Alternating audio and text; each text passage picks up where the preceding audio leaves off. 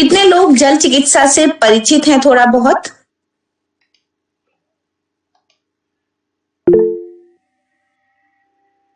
बताइए। प्रेम कुमार जी ने हाथ उठाया है, बताइए प्रेम कुमार जी। जान रहे हैं, पहले पढ़े हुए। पहले पढ़ाई की है, हमारे ही सेशन में की है। हाँ मैम, आप ही से पढ़े हुए। अच्छा, ठीक है। और किसने पढ़ी है? सरोज जी ने पढ़ी है क्या?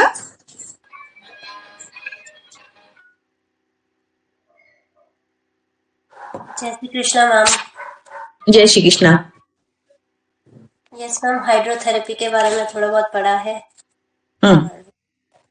और किसने चिकित्सा अपने ऊपर महसूस की है कभी लाइफ में, कुछ भी? जल चिकित्सा खुद मैं की हूँ, क्या हूँ। जैसे किस समय पे किया और क्या महसूस हुआ? जैसे वेट बढ़ रहा था, हम जल से ही वेट घटा है 9 kg। अच्छा, जैसे कौन सा, क्या एक्सरसाइज की, क्या किया? एक्सरसाइज कुछ नहीं किए मैम। जैसे सुबह जैसे आप बताए थे, आप पिछले साल अक्टूबर में वो फास्टिंग किए थे जल के आधार पे। उसी अनुसार हम जल ही पीते थे सुबह सुबह। सुबह 5 बजे जगे, 5 बजे से 9 बजे तक पानी पे ही रहे, गुनगुना पानी। उसके बाद जी। फल खाते थे। उसके बाद 1 बजे खाना खाए, जो भी खाना हो। फिर शाम में इसी आधार पे, और बीच बीच में पानी जितना जरूरत हुआ, जैसा आप बताए थे उसी पे। तो सिर्फ इतनी प्रक्रिया से आपने 9 किलो वजन घटाया? जी जी। कितने दिनों में? लगभग 6 महीना लग गया। पर वो सस्टेन रहा होगा। हाँ, है ना? 6 बहुत महीना बढ़िया, हो गया। 6 महीना से ज्यादा लगा। बहुत बढ़िया। और कोई जल का प्रयोग कोई बताना चाहेगा कि जिसने अपनी कोई भी कंडीशन में जल का प्रयोग किया और उसको फायदा हुआ?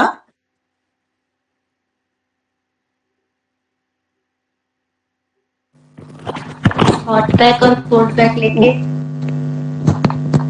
कहाँ पे? होता है तो अपने बैक पेन में। अच्छा, तब आपने लिया? ऑपरेशन के दौरान। हाँ जी। तो फायदा हुआ उससे? Yes ma'am. अच्छा, बहुत सुंदर।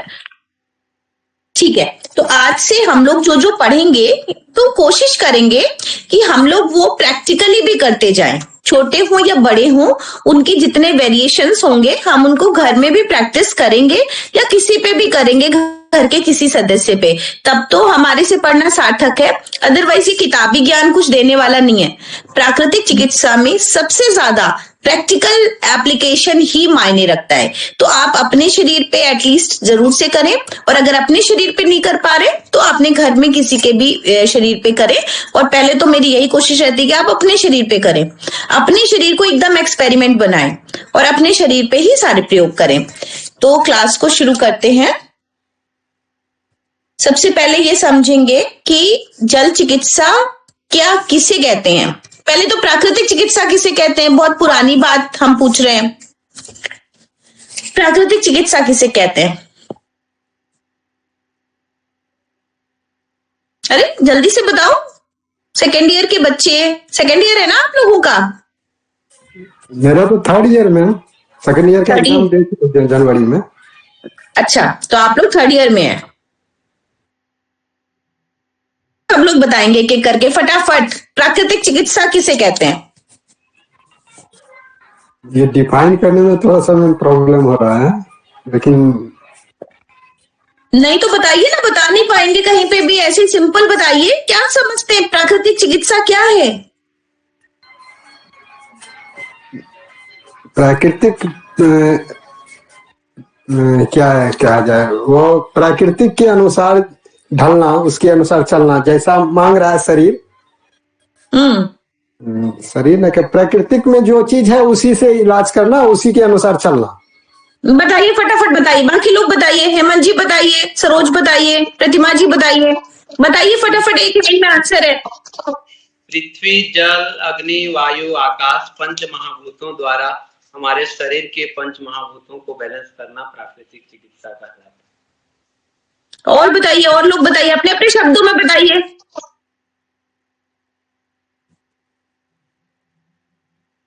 बहुत गलत बात है, बहुत गलत बात है। मतलब इतना आसान, प्राकृतिक चिकित्सा, प्रकृति मतलब प्रकृति और चिकित्सा मतलब चिकित्सा। जो चिकित्सा प्रकृति द्वारा की जाती है वो है प्राकृतिक चिकित्सा। प्रकृति क्या है? हमारी 5 तत्वों से मिली है, धूप, हवा, मिट्टी, पानी, आकाश। बहुत तोड़ना मरोड़ना है ही नहीं।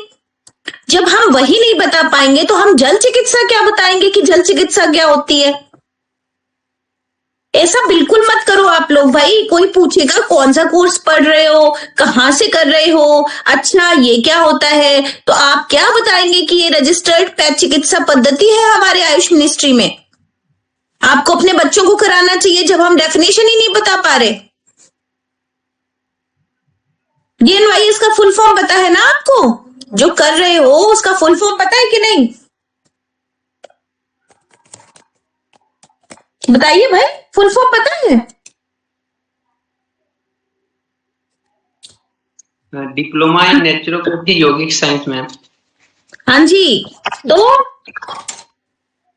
ये कितने लोगों को नहीं पता है जो इतना टाइम लग रहा है बोलने में? पता है ना सभी को? जी मैम।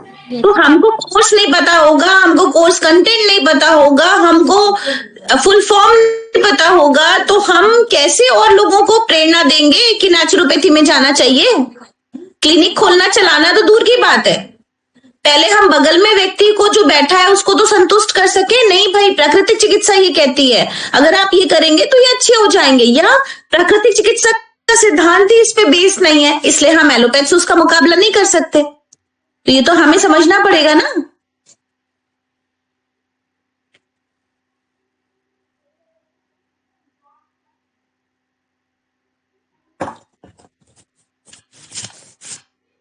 तो जल चिकित्सा क्या हुई? सरल सी परिभाषा बन गई ना। जल मतलब जल, चिकित्सा मतलब चिकित्सा। जो चिकित्सा जल के द्वारा की जाए उसे जल चिकित्सा कहते हैं। अब हमारे पास जल एक ऐसी चीज है जो 3 फॉर्म में अवेलेबल है ना? कौन कौन से 3 फॉर्म है जल के? Solid, liquid. हाँ, सॉलिड, लिक्विड, 3 फॉर्म हुए ना। तीसरा फॉर्म कहाँ है? हाँ, तो वाष्प के द्वारा भी चिकित्सा होती है, बर्फ के द्वारा भी चिकित्सा होती है ना? और द्रव्य के फॉर्म में हम पानी है तो ठंडा है कि गर्म है उसके फॉर्म में भी चिकित्सा करते हैं। तो तीनों के द्वारा मतलब जल के तीनों आयामों के द्वारा जब हम चिकित्सा करते हैं तो है जल चिकित्सा। हाइड्रो मीन्स जल और थेरेपी मीन्स चिकित्सा, हाइड्रोथेरेपी। ठीक है, सबके पास नोट्स है? नहीं तो लिख लें, कुछ लोग पॉइंट्स लिखते जाएं, क्योंकि आप लोग पता है दिमाग ज्यादा नहीं चलाते हो, दिमाग कहीं कहीं और भी है। तो कलम चलाइए, नोट्स है तो भी कलम चलाइए, कलम चलाने की आदत रहेगी, आपको ज्यादा याद होगा। जल चिकित्सा प्राकृतिक उपचार पद्धति का प्रमुख अंग है। क्यों अंग है? हमारे शरीर में 70% वाटर है और हमारी पृथ्वी पर भी 70% वाटर है।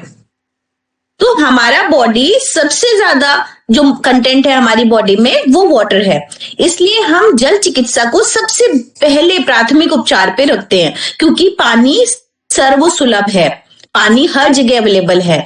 इसलिए कभी मिट्टी कहीं अवेलेबल है कभी नहीं है। मिट्टी चिकित्सा का सिद्धांत हम हर जगह नहीं लगा पाते, आकाश तत्व हर जगह कभी कभी नहीं लगा पाते, व्यक्ति को उपवास पे नहीं रख पाते, वायु कहीं शुद्ध है कहीं नहीं है, कभी हम नहीं दे पा रहे हैं, उसके भी बहुत सारे एप्लीकेशंस हैं। हम प्राणायाम बहुत बार बहुत मरीजों को नहीं करा पाते, पर जल चिकित्सा का जो तरीका है, जो जल चिकित्सा हम लोगों पे अप्लाई करते हैं वो बहुत ही सरल है और हर किसी के घर में पानी कहीं ना कहीं कैसे भी अवेलेबल है। इसलिए हमने जल को सबसे ऊपर श्रेणी में रखा, जल चिकित्सा को। जीवन की उत्पत्ति जल से हुई है, ये पूर्णतः सत्य है। सृष्टि के आरंभ में चारों ओर जल ही जल था, अंत में आयु पूरी होने पर पुनः जल में ही लीन हो जाएगा। जल पृथ्वी के तल का 5/7 भाग लगभग 5 किलोमीटर गहराई तक ढका है। वायु वाष्प के रूप में जल बड़ी मात्रा में पाया जाता है। हम सभी जानते हैं कि जल के बिना जीवित रहना संभव नहीं है। परीक्षणों द्वारा सिद्ध हो चुका है कि भोजन के बिना मनुष्य लगभग 40 दिन तक जीवित रह सकता है, परंतु जल के अभाव में वह अधिक से अधिक 6 दिन तक ही जीवन धारण कर सकता है। मानव शरीर का मुख्यतः भाग जल से ही बना है। शरीर के संपूर्ण भार का लगभग 70 से 75% भाग जल ही होता है, जो मैंने अभी आपको बताया।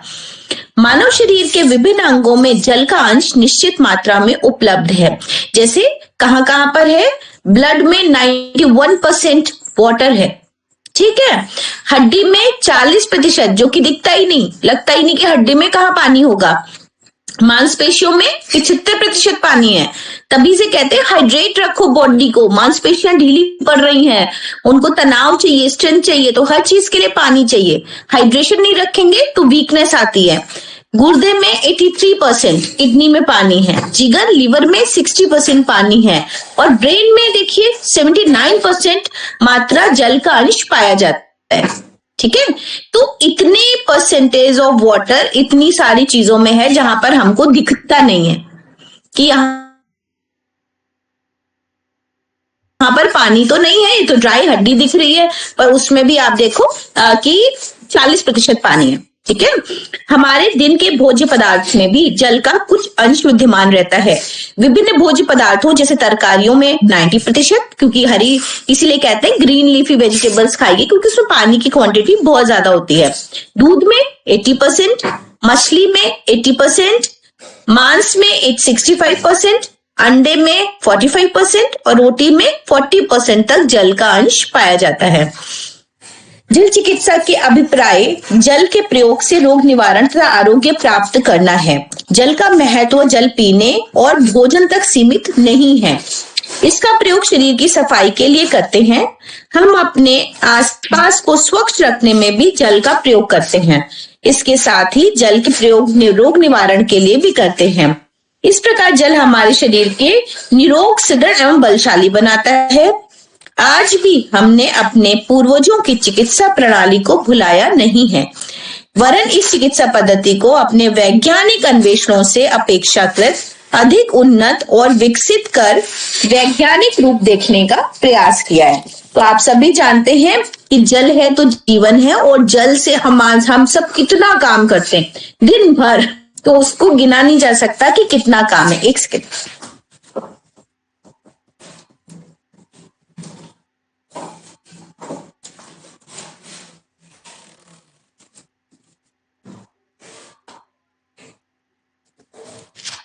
जल के कार्य। जल रक्त को समुचित तरल अवस्था में बनाए रखता है, जो कि आपको लिखने को भी आ सकता है एग्जाम में। तो जल रक्त को समुचित तरल अवस्था में बनाए रखता है। ब्लड, जिसमें कि अभी हम लोगों ने देखा 80% ब्लड में, रक्त में 91%, तो 91% ऑफ वाटर है। तो जल रक्त को समुचित तरल अवस्था में बनाए रखता है। जल की कमी से रक्त गाढ़ा हो जाता है, जिससे उसमें अनेकानेक दोष उत्पन्न हो जाते हैं। फिर डाइल्यूट करने की दवाई दी जाती है, हाँ, तरल करने की, और शरीर रोगग्रस्त हो जाता है। जल शरीर में उत्पन्न होने वाले अनेक रसों को तरलता प्रदान करने के साधन के रूप में काम करता है। जल पाचन में सहायक होता है। जल से शरीर का तापमान सामान्य रहता है। हमारे शरीर में कोशिकाओं के टूटने तथा अपच आदि से विषैले पदार्थ हर समय बना करते हैं। जल इन विषैले पदार्थों को मल मूत्र तथा पसीने द्वारा शरीर के बाहर निकाल देता है। यदि जल की मात्रा कम होती है तो यह विषैला पदार्थ रक्त में मिलकर शरीर को रोगी बनाता है। तो कितने सारे पॉइंट हो गए? रक्त को तरल अवस्था में बनाए रखना, ठीक है, टॉक्सिन्स को घुलाना, फिर टॉक्सिन्स मतलब विषैले पदार्थों को शरीर के बाहर निकालना, और तापमान को मेंटेन करना। तो इस एक पैराग्राफ में 5 पॉइंट आपके निकल रहे, ठीक है। क्या? रक्त को, पहला, रक्त को समुचित तरल अवस्था में बनाए रखना। थर्ड ईयर के हिसाब से पढ़िए, आता है, वजन कम कर लिया, अच्छी बात है, पर प्रैक्टिकल एप्लीकेशन के साथ साथ आपको बोलना आना चाहिए और आपको याद करना पड़ेगा, ठीक है। तो पॉइंट्स लिखिए, सभी कलम चलाइए, ऐसे नहीं चलेगा। आप लोग कुछ बता ही नहीं पाते हो, बहुत बुरा लगता है मुझे। 5 पॉइंट लिखिए इसके। जल के क्या कार्य है? पहला, रक्त को तरल अवस्था में बनाए रखना। नहीं होगा तो ब्लड गाढ़ा हो जाएगा, जिससे और बहुत सारी प्रॉब्लम होने लगेंगी। फिर जो भी आपके टॉक्सिन्स हैं, विषाक्त तत्व हैं, उनको तरलता प्रदान करना। पाचन में सहायता करना, तीसरा पॉइंट। चौथा, तापमान सामान्य रखना, शरीर के तापमान को सामान्य रखना जल का काम है। और जो विषैले पदार्थ हर समय बनते हैं, किस बात से? कोशिकाओं के टूटने से। उनको शरीर से बाहर निकालना। ठीक है, तो 5 पॉइंट लिखे सबने। हाँ ठीक है। हाँ, पहला पॉइंट, रक्त को तरल अवस्था में बनाए रखता है। जल के कार्य में पहला, रक्त को तरल अवस्था में बनाए रखता है। दूसरा, जितने भी रस हैं शरीर में, उनको तरलता प्रदान करने का काम करता है।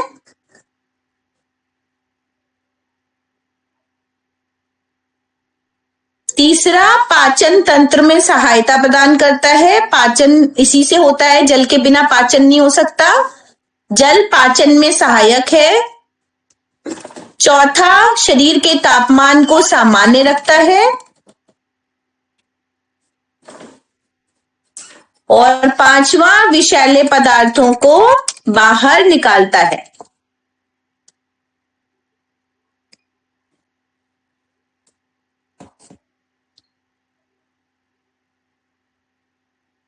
ठीक है, तो ये आपका जल के कार्य के पॉइंट्स हो गए 5 अच्छे भले।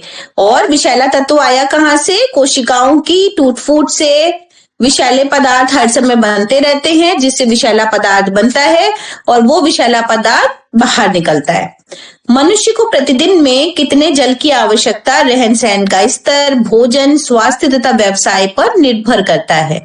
व्यक्ति के लिए प्रतिदिन लीटर, यहां लिखा नहीं है, कम से कम 3 लीटर से 5 लीटर जल की आवश्यकता होती है।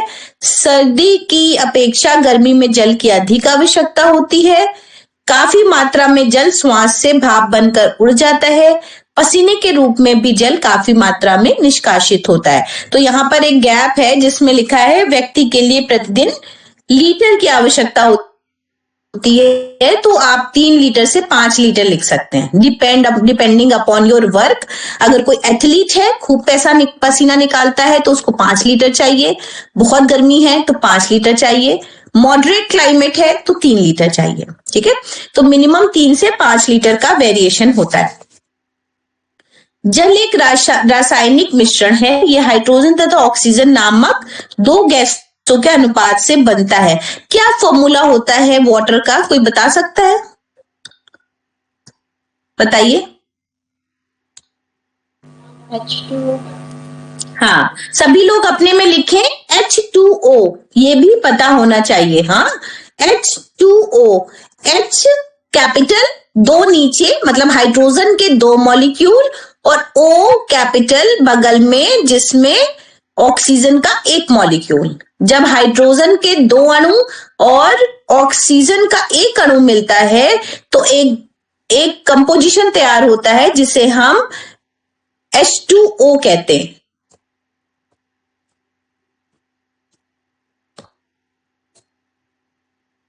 ठीक है, लिख लिया? सभी को H2O पता होना चाहिए। हमें शुद्ध रासायनिक जल नहीं मिल पाता क्योंकि इसमें उपयोग 2 गैसों के अलावा अन्य कुछ तत्व भी मिलकर पानी को दूषित कर देते हैं। तो पानी में सिर्फ हाइड्रोजन और ऑक्सीजन नहीं है, बहुत सारी और चीजें भी मिल जाती हैं। पीने की अधिक मात्रा में जल का प्रयोग करना तथा कम मात्रा में, दोनों ही हानिकारक तथा रोगोत्पत्ति का कारण बन जाते हैं। कभी कभी कुछ लोग बहुत पानी पीते हैं जिससे पानी जमा होने लगता है, किडनी को ओवर काम करना पड़ता है, चीजें ज्यादा डाइल्यूट हो जाती हैं, तो एब्जॉर्प्शन नहीं होता। तो पानी का बहुत ज्यादा इस्तेमाल भी खतरनाक होता है। बहुत कम भी नहीं पीना है और बहुत ज्यादा भी नहीं पीना है। प्यास लगनी चाहिए। उससे भी ऊपर आप आगे पढ़ेंगे कि किस समय पर पानी पीना है और कैसे पीना है। तो इसका भी बहुत बड़ा साइंस है, जो आजकल बहुत लाइमलाइट में है, हम कि कितने बजे ऊषापान जरूरी है, रात्रि में सोने से पहले भी जरूरी है, खाना खाने के 20 मिनट पहले और 40 मिनट बाद पानी पीना है, पानी को सिप कर करके ही पीना है। अगर आप पानी को उबाल देंगे तो उसमें वो वातनाशक हो जाएगा, तो वो आपके लिए हल्का और अच्छा औषधीय हो जाएगा। तो ऐसे करके पानी के जो टिप्स हैं उसमें ये ज्यादा खास है कि पानी कब और कैसे पिया जाए। जैसे भोजन कब और कैसे किया जाए ज्यादा इंपॉर्टेंट है, वैसे ही पानी भी कब और कैसे पिया जाए वो ज्यादा इंपॉर्टेंट है। जल चिकित्सा एक आसान तथा सस्ती उपचार प्रणाली है जो ही समय सर्वत्र आवश्यकता के समय प्राप्त हो जाती है। कठिन से कठिन रोग उचित तथा विवेकपूर्ण जलोपचार से ठीक हो जाते हैं। जल चिकित्सा में जल का प्रयोग रोग के भिन्न भिन्न लक्षणों के आधार पर भिन्न भिन्न प्रकार से किया जाता है। इस प्रकार ये गुणकारी तथा शक्तिशाली चिकित्सा प्रणाली है। इसके प्रयोग भी इस कारण आसान है क्योंकि जल आसानी से तरल से ठोस और ठोस से भाप बन जाता है। जो हमने पहले भी कहा कि इसको 3 फॉर्म में पाया जा सकता है। क्या मिट्टी को पा सकते हैं? मिट्टी मिट्टी है, एज इट इज है, उसकी तासीर ठंडी है तो है। अब पर जल को हमने वाष्प के रूप में भी, बर्फ के रूप में भी यूज किया और उसके बाद हमने उसको इस रूप में भी यूज किया। कठिन से कठिन रोग उचित तथा विवेकपूर्ण जलोपचार से ठीक हो सकते हैं। जल चिकित्सा में जल का प्रयोग रोग के भिन्न भिन्न लक्षणों के आधार पर भिन्न भिन्न प्रकार से किया जाता है। इस प्रकार ये गुणकारी तथा शक्तिशाली चिकित्सा प्रणाली है। इस प्रयोग भी इस कारण आसान है क्योंकि जल आसानी से तरल से ठोस, ठोस से भाप बन जाता है। अनुभव के आधार पर पाया गया कि पानी ओजोन की 75% खपत बढ़ा देता है। पानी ओजोन मतलब ऑक्सीजन की 75% खपत बढ़ा देता है क्योंकि हमारे पानी में भी तो ऑक्सीजन मॉलिक्यूल है एक, ठीक है, तो वो भी हमारी बॉडी को नरिश ही कर रहा है, जिसमें पानी का और 85% हाइड्रोजन की मात्रा शरीर को से निकाल देता है। कोई भी रोग ऐसा नहीं होता जिसमें पानी का प्रयोग किसी ना किसी रूप में ना करते हो। इसका असर भिन्न भिन्न तापमान में शरीर पर भिन्न भिन्न प्रकार का होता है। यद्यपि यह कठिन है कि तापमान की श्रेणी किस आधार पर हो, फिर भी निदानात्मक प्रविधि को ध्यान में रखते हुए यह विभाजन कर सकते हैं। तो ये भी आपको याद होनी चाहिए टेबल, इसको भी लिख लीजिए अपने नोट्स में, वेरी वेरी इंपॉर्टेंट है। जब आप कहीं पर कुछ बताते हैं, कोई भी ट्रीटमेंट बताते हैं, एक तो पानी के अंदर चेक करने वाला थर्मामीटर, हाइड्रोमीटर सभी लोग परचेस कर लीजिए, है ना, ऑनलाइन अवेलेबल दिखाता है, ऑनलाइन मंगा लीजिए। और वो पानी के अंदर आपने चेक किया कि कितना टेम्परेचर है, ठीक है। तो अब आपको ये आइडिया हो जाएगा कि बहुत ठंडा पानी का क्या टेम्परेचर होता है, 42 से 50 डिग्री तक बहुत ठंडा, और फिर ठंडा 50 से 65 डिग्री तक, और ये फ़ारेनहाइट में लिखा हुआ है, ठीक है। और हमारी आदत सेल्सियस में बात करने की होती है, ठीक। तो लास्ट टाइम हमने एक टेबल बनाने को सबको दिया था कन्वर्ट करने के लिए, ठीक है। फिर भी मैं बताती हूँ, पता नहीं मैंने यहाँ पे नहीं लिखा है क्यों। ठंडा है 50 से 65 डिग्री तक, ये फ़ारेनहाइट में है, ठीक। फिर शीतल जिसे कहते हैं, बहुत अच्छा प्लीजेंट, 65 से 80 डिग्री तक। तो शीतल पानी जो नॉर्मल हम पीते हैं वो 65 to 80 डिग्री तक है। इसको अगर हम कन्वर्ट करेंगे तो ये 18 डिग्री सेंटीग्रेड से 26 डिग्री सेंटीग्रेड होता है नॉर्मल टेम्परेचर ऑफ वाटर, जो प्लीजेंट पानी जिसे कहते हैं, ठीक। शीतल, उसका कन्वर्जन मेरे पास है, वो लिख लीजिए। 65 to 80 डिग्री फ़ारेनहाइट को अगर हम कन्वर्ट करेंगे तो वो 18.3 से लेकर के 26.67 डिग्री सेंटीग्रेड तक आएगा। लिखा सभी ने? शीतल पानी जो है 65 to 80 डिग्री है,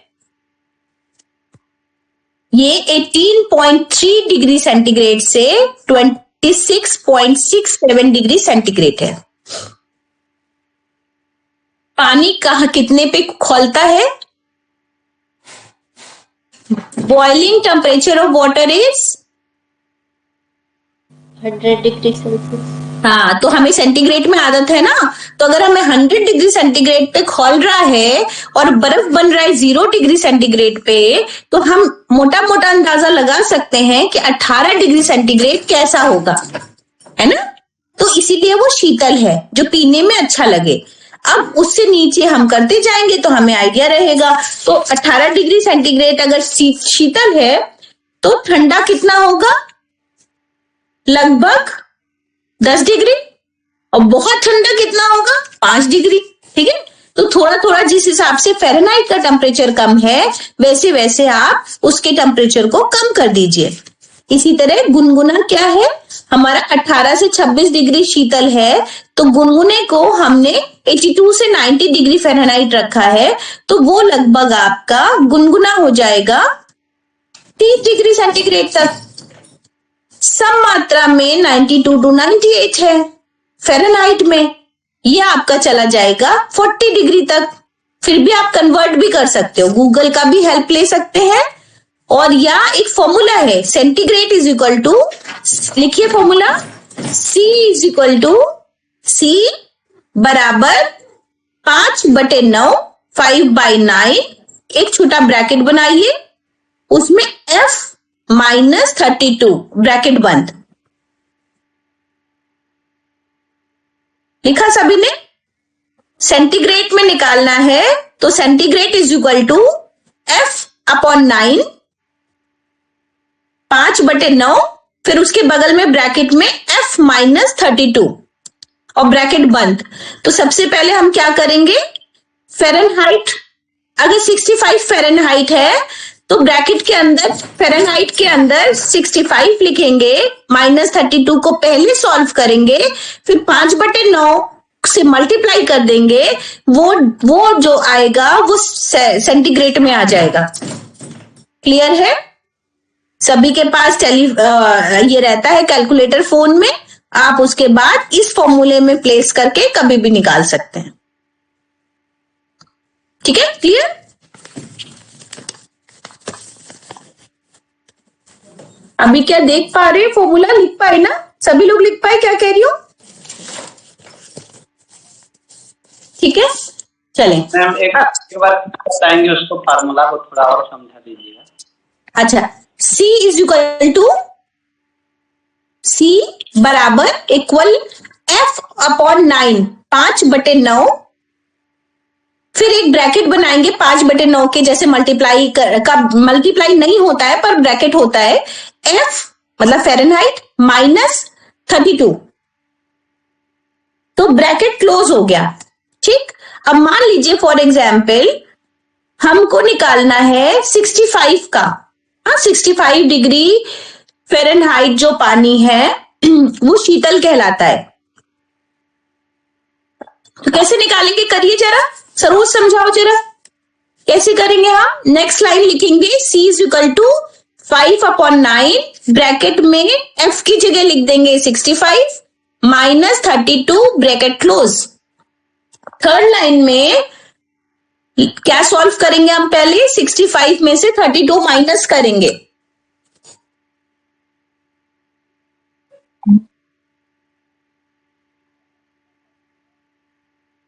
तो कितना आया, 33 आया। ठीक, तो अब नीचे वाली लाइन में लिखेंगे C is equal to 5/9 multiply, अब ब्रैकेट खोल दो क्योंकि क्लियर हो गया, माइनस कर दिया था तो 33 आया। जब 65 में से 32 माइनस करेंगे तो 33 आएगा। अब 5/9 मल्टीप्लाई बाय, जब वहां पे ब्रैकेट होता है तो वहां पे मल्टीप्लाई का निशान है, गुणे का, तो गुणा लगाएंगे और हम 33 लिखेंगे।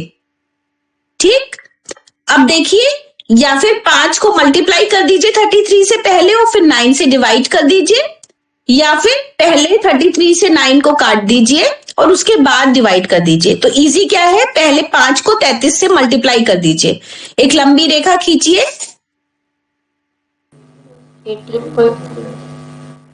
165 आया ऊपर और अपॉन 9। ठीक,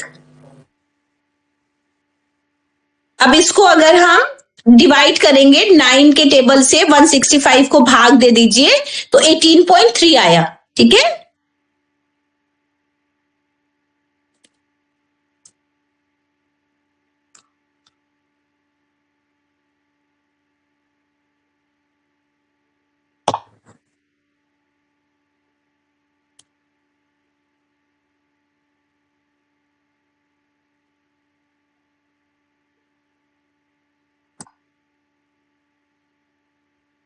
देवेंद्र जी हो पाया आपसे?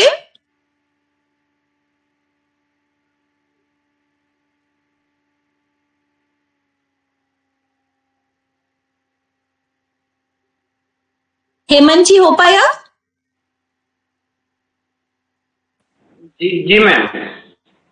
है ना, बाकी आप लोग डिवाइड करने के लिए, क्योंकि डेसिमल में निकलेगा तो आप लोग कैलकुलेटर का सहारा ले सकते हैं, पर फॉर्मूले में प्लेस करना आना चाहिए। फिर तो आप कोई भी संख्या होगा ना तो प्लेस कर लेंगे स्टेप बाय स्टेप, कि पहले ब्रैकेट के अंदर का आपको सॉल्व करना है, फिर ब्रैकेट खुलेगा तो मल्टीप्लाई का निशान आ जाएगा, है ना, और पहले आप मल्टीप्लाई कर लीजिए फिर डिवाइड कर लीजिए। क्लियर? तो अब होमवर्क क्या है, जिससे प्रैक्टिस हो जाए, वेरी वेरी इंपॉर्टेंट बात है ये, क्योंकि तो आपकी इस पेज पे जितने टेम्परेचर दिए हैं आप सबको कन्वर्ट कर डालो, भले ही गुणा भाग जो है कैलकुलेटर से कर लो, लेकिन इस फॉर्मूले में प्लेस कर करके सबके पैरामीटर निकाल के हमको कल अगली क्लास में बताइएगा। ठीक है, सब लोग अपनी कॉपी में सॉल्व कर डालो, 5 मिनट भी नहीं लगेंगे क्योंकि हम कैलकुलेटर का यूज कर रहे हैं। ठीक है, तो मिनिमम से मैक्सिमम आपके डिग्री सेंटीग्रेड पे रेशियो निकल आएंगे। ये आपका बहुत ठंडा वाला, शीतल, गुनगुना, सम, हल्का गर्म, बहुत अधिक गर्म, सबको बदल दो।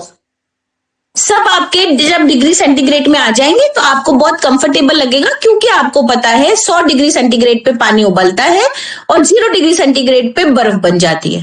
ठीक, तो हमें इसके बीच में ही रहना है, मतलब 42 डिग्री टेम्परेचर पे, 42 डिग्री टेम्परेचर पे हम अपनी किडनी डायलिसिस के लिए हॉट फूड बाथ या वार्म बाथ लेते हैं 42 डिग्री सेंटीग्रेड पे। ठीक है, तो ये आप सब कन्वर्ट करके रखना और हमें बताइएगा, सबको लिखवाइए, सभी लोग करेंगे, सभी लोग अपना अपना करेंगे, फॉर्मूले में प्लेस कर लीजिएगा और स्टेप बाय स्टेप उसको कैलकुलेटर से हैंडल कर लीजिएगा। और अगर प्रैक्टिस करनी है तो बहुत अच्छी बात है, आपको खुद से ही आना चाहिए, थोड़ा कलम कॉपी चलाइए, और जिससे बुद्धि विवेक भी बढ़ता है। ठीक है, आगे बढ़े मैम जैसे हमारे पास 92 से 98 डिग्री तक है, तो इसको 98 डिग्री को कैलकुलेशन करना है कि 92 को? दोनों को करना है, पहले 92 को करेंगे फिर 98 को करेंगे। ठीक, तो हम लिखेंगे इतने डिग्री सेंटीग्रेड से इतने डिग्री सेंटीग्रेड तक, अभी तक लिखा हुआ है ये 92 डिग्री फ़ारेनहाइट से 98 डिग्री फ़ारेनहाइट। ठीक है, ऐसा करेंगे, मिनिमम वाला भी करेंगे, मैक्सिमम वाला भी करेंगे, पूरे 7, मतलब हम 14 डिजिट निकालेंगे। ठीक है, 7 पॉइंट्स है, 7 का मिनिमम और 7 का मैक्सिमम, जिसमें से 1 का निकाल दिया गया है। 3 नंबर पे शीतल वाले का अभी हम लोगों ने कैलकुलेट किया है, 65 वाले का आएगा 18.3 और 80 डिग्री का कन्वर्जन होगा 26.67 डिग्री सेंटीग्रेड। ठीक है, इसको लिख लीजिए, इसको क्रॉस चेक भी कर लीजिएगा। 3 नंबर पे शीतल वाले को जब हमने कन्वर्ट किया तो 65 डिग्री फ़ारेनहाइट बदल जाएगा 18.3 डिग्री सेंटीग्रेड पे, और 80 डिग्री फ़ारेनहाइट बदल जाएगा 26.67 डिग्री सेंटीग्रेड पे। ठीक है, चलिए आगे बढ़ते हैं। शायद ही कभी 120 डिग्री से अधिक तापमान का पानी प्रयोग में लाया जाता हो। 104 से 108 तक का तापमान के स्नान का भी वही असर होता है जो इससे अधिक तापमान का। जल चिकित्सा हेतु तो फ़ारेनहाइट थर्मामीटर प्रयोग में लाते हैं, तो आइदर फ़ारेनहाइट को ही याद रख लीजिए, आइदर डिग्री सेंटीग्रेड में भी कन्वर्ट होके याद रख लीजिए। ठीक है, जल चिकित्सा का प्रभाव शरीर का तापमान, पानी का तापमान, समय अवधि, शरीर का अंग, व्यवहार का तरीका और रोगी की शारीरिक अवस्था पर निर्भर करता है। ये भी बहुत इंपॉर्टेंट है, फिर से टिक करिए या लिखिए। जल चिकित्सा का प्रभाव किस पे डिपेंड करता है? क्या प्रभाव आ रहा है? शरीर का तापमान कैसा है, पानी का तापमान कैसा है। मान लीजिए किसी को 104 डिग्री फ़ारेनहाइट तक ले जानी थी चिकित्सा, है ना, हमने क्या किया, उसको 50 डिग्री में पेडिक्योर करते रहे। ऐसे ही होता है ना, गुनगुने पानी में बिठा दिया, अब वो पैर हिला रहे हैं, पानी ठंडा हो गया और कहा कि भैया ट्रीटमेंट तो किया था पर फायदा नहीं हुआ। तो क्यों फायदा नहीं हुआ? क्योंकि हमने उसको 104 डिग्री सेंटीग्रेड तक नहीं पहुंचाया। ठीक, 104 डिग्री फ़ारेनहाइट तक नहीं पहुंचाया।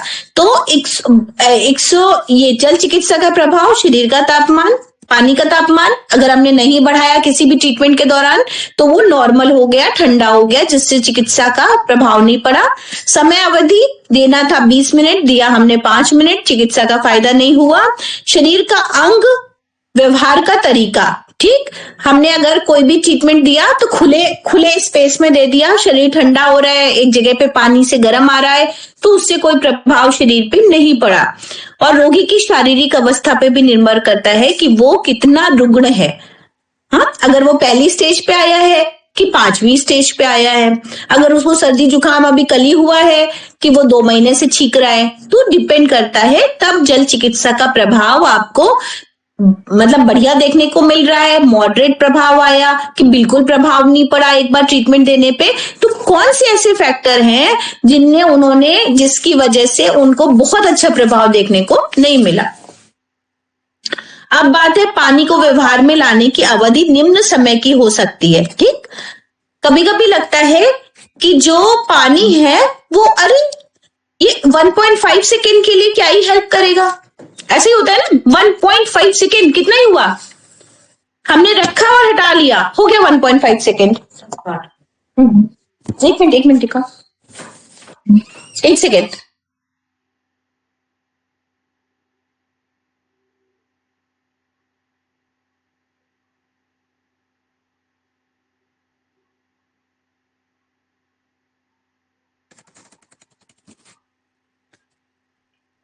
तो ये 1.5 सेकेंड ठंडा पानी का इम्प्लीमेंटेशन कम समय के लिए किया जाता है, और जब हम कम समय के लिए करते हैं तो बहुत फायदा करता है। ऐसे रखा हटा दिया। जब हम किसी से कहते हैं कि हर 3 घंटे पे 1.5 सेकेंड की सिकाई कीजिए, तो कहते अरे उसमें क्या है, हम उठा के लाएंगे रखेंगे, थोड़ी ज्यादा देर कर लेते हैं, ऐसे होता है ना। तो मिनिमम से मैक्सिमम, तो जो क्षणिक उपचार में फायदा है वो बहुत ज्यादा देर ठंडे पानी में रहने से फायदा नहीं है। तो सबसे कम समय कितना हो सकता है उपचार का, तो वो है 1.5 सेकेंड। कम समय कितना है, 5 सेकेंड। अधिक 2.5 मिनट, और अत्यधिक क्या है, 5 मिनट से 40 मिनट। कब होता है, जब हम ठंडा रीढ़ स्नान देते हैं, ठंडे पानी में लेटने को कहते हैं या गर्म पानी में लेटने को कहते हैं, 40 मिनट तक। तो पानी को व्यवहार में हम 1.5 सेकेंड से लेकर के 40 मिनट तक ला सकते हैं।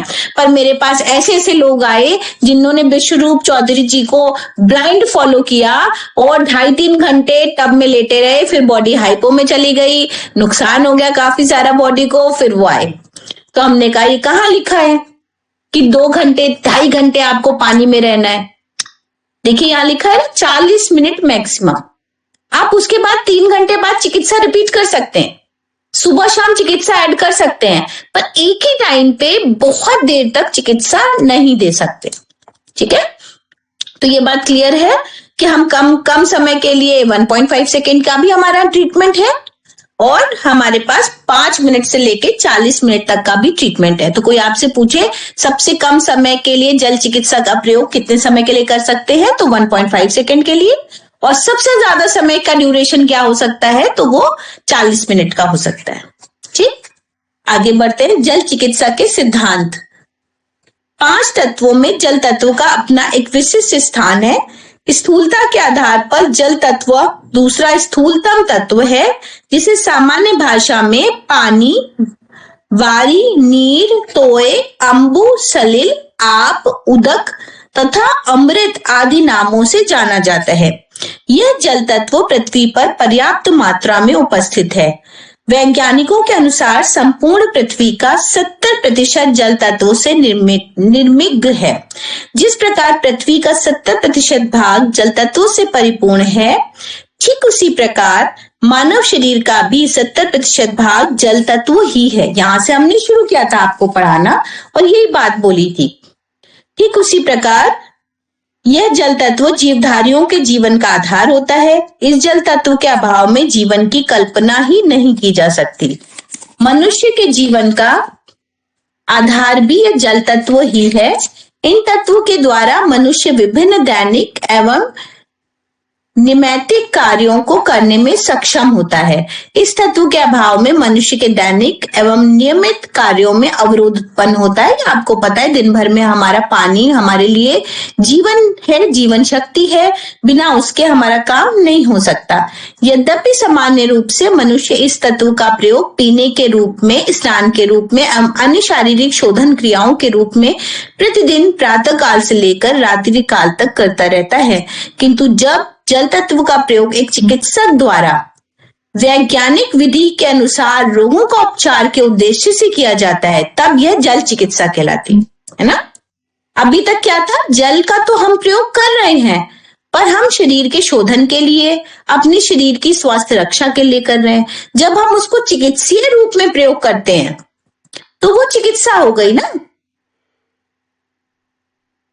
जल चिकित्सा के अंतर्गत उषापान, जो कि अभी प्रेम जी ने डिस्क्राइब किया कि सुबह सुबह पानी पीना बिना ब्रश किए, बिना दातून किए, उषापान कहलाता है। एनिमा, एनस मतलब जहां से आप पॉटी करते हैं, लैट्रिन करते हैं, वहां के रास्ते से पाइप के द्वारा पानी, नीम का पानी या और औषधियों के प्रयोग से जब गंदगी को बाहर निकाला जाता है पानी डाल के, तो वो एनिमा की क्रिया हो गई।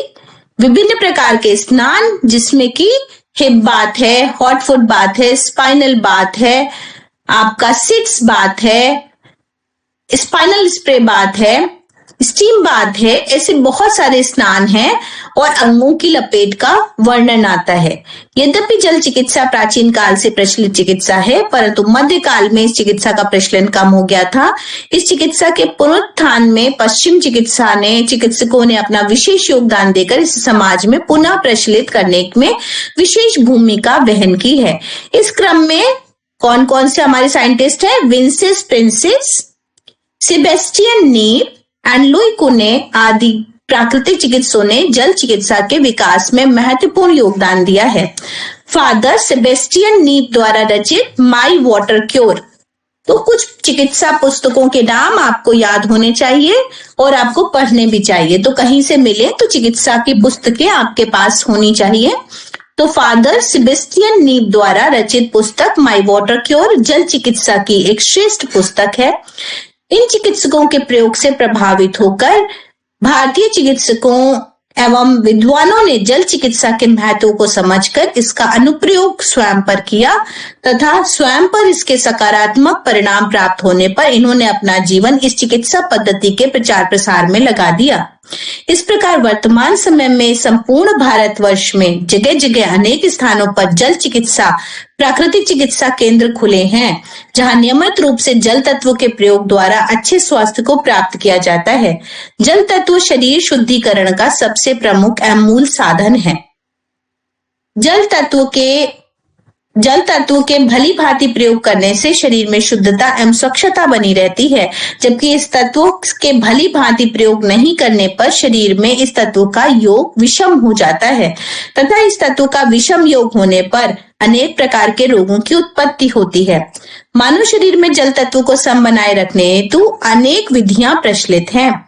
जल तत्व से चिकित्सा को प्राकृतिक चिकित्सा में अंडरलाइन कीजिए, कितनी सरल लाइन है, देखिए हमने पहले ही बताया था, कुछ करना ही नहीं है, डेफिनेशन आपके शब्द में निहित है। जल तत्व प्राकृतिक चिकित्सा में जल तत्व को एक महाऔषधि के रूप में प्रयोग किया जाता है। जल तत्व से चिकित्सा को प्राकृतिक चिकित्सा में जल चिकित्सा के नाम से जाना जाता है। सिंपल जब जल तत्व द्वारा चिकित्सा होगी तो हम उसे जल चिकित्सा कहेंगे। किसके अंतर्गत आती है? प्राकृतिक चिकित्सा के अंतर्गत आती है। क्यों आती है? क्योंकि प्राकृतिक चिकित्सा के 5 महाभूत तत्व हैं, वो ही प्रकृति बनी है, उनसे ही हमारा शरीर बना है, तो हम उसी से चिकित्सा करेंगे। ठीक है। वास्तव में जल तत्व का प्रयोग करने से शरीर को एक विशेष प्रकार की ताजगी एवं स्फूर्ति प्राप्त होती है। प्रायः हम अनुभव करते हैं कि कार्य की गहरी थकान होने पर ठंडे जल से स्नान करने पर जो ताजगी प्राप्त होती है, वह ताजगी एवं स्फूर्ति संसार की किसी अन्य दवाई से प्राप्त नहीं की जा सकती। जल तत्व के इस गुण का प्रयोग प्राकृतिक चिकित्सा में किया जाता है। प्राकृतिक चिकित्सा में जल तत्व का प्रयोग विभिन्न रोगों के उपचार में विशेष लाभकारी प्रभाव रखता है। विदेशों में प्रमुख रूप से जर्मनी एवं इंग्लैंड आदि देशों में प्राकृतिक चिकित्सा के नाम से विभिन्न जल केंद्र खुले हुए हैं, जहां पर जल को एक सुपर मेडिसिन के रूप में प्रयोग किया जाता है।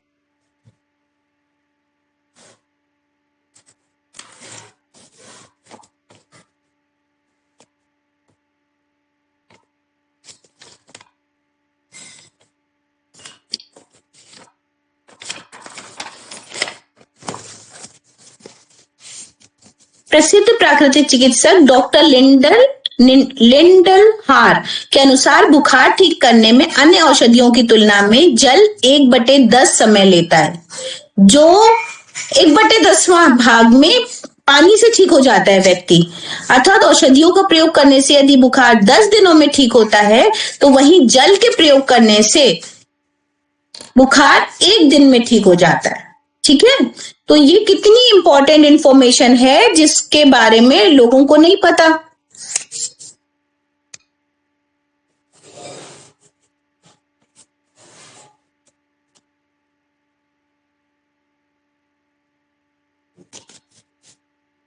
यदि बुखार 10 दिनों में ठीक होता है, तो जल के प्रयोग से वही बुखार 1 दिन में ठीक हो जाता है। कौन कौन से जल के प्रयोग किए गए? और सबसे ज्यादा प्रयोग हमारे इंग्लैंड और जर्मनी में किए गए। क्या क्या है? गीली चादर की लपेट है, एनिमा है। अन्य प्रयोगों द्वारा बुखार 1 दिन में ठीक किया जाता है। तेज बुखार होने पर माथे पर ठंडी पट्टी, ठंडे जल की भीगी हुई गीली पट्टी देने से बुखार में तुरंत आराम आता है एवं शरीर का तापक्रम सामान्य हो जाता है। वर्तमान समय में जल चिकित्सा एक वृहद शास्त्र के रूप में डेवलप हुई है और सबसे ज्यादा इंग्लैंड और जर्मनी में बहुत सारे साइंटिस्ट ने उस पे काम किया। आज भी वहां पर जल चिकित्सा के बहुत सारे सेंटर्स खुल रहे हैं और जल चिकित्सा पर अद्भुत प्रयोग हो रहे हैं। विश्व के अनेक देशों के साथ साथ भारतवर्ष के अनेक भागों में जल चिकित्सा के केंद्र हाइड्रोथेरेपी सेंटर्स में वाटर किंगडम के रूप में विकसित हो रहे हैं। इन केंद्रों में जल को आधार मानकर विभिन्न ऐसी क्रियाएं अथवा कार्य कराए जाते हैं जिनका मानव के शारीरिक एवं मानसिक स्वास्थ्य पर अनुकूल एवं सकारात्मक प्रभाव पड़ता है। तो आज के लिए इतना ही रखते हैं, जिसमें से मेरी तरफ से होमवर्क यही है कि एक तो आपको बुक्स के नाम पता होने चाहिए। तो फादर सेबेस्टियन नीव ने, जो कि फादर ऑफ हाइड्रोथेरेपी भी कहे जाते हैं, माई वाटर क्योर बुक को लिखा है और अच्छी किताब है, ये आपके पास होनी चाहिए। दूसरा, सबसे कम समय shortest time of water hydrotherapy आपको पता होना चाहिए और हाईएस्ट टाइम भी पता होना चाहिए, जिससे आप किसी मरीज का नुकसान ना करें। और तीसरा, आपको फॉर्मूला पता होना चाहिए फ़ारेनहाइट और सेंटीग्रेड में डिग्री सेल्सियस में बदलने का। तो C = 5/9 ब्रैकेट में F-32। इसको आपको सारे जितने हमारे फ़ारेनहाइट में टेम्परेचर्स हैं उनको आपको बदलने हैं। तो आप हमें 14 टेम्परेचर्स चेंज करके हमको दिखाएंगे अगले बार। ठीक। और जल के कार्यों में 5 कार्यों को हमने लिखवाया है और अलग अलग बॉडी पार्ट में कितने % ऑफ वाटर होता है ये भी आपको लगभग पता होना चाहिए। ठीक है। किसी का कोई सवाल?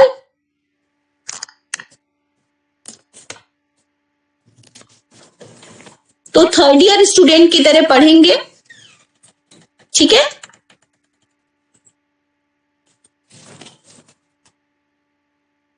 So thank you so much. Next class में ज्वाइन करते हैं, और लोगों को भी बोलिए कि क्लासेस इंपॉर्टेंट है, क्लासेस रेगुलर ज्वाइन